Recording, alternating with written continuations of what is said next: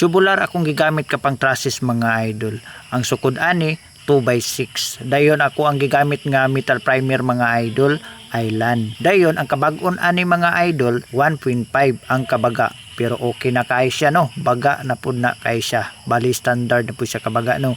Dayon diri na ako itaod ni siya mga idol sa ibabaw. Mao ni akong gamiton diri sa ako ang project. Ug mao ni siya porma sa ako ang project mga idol, bungalow style lang no.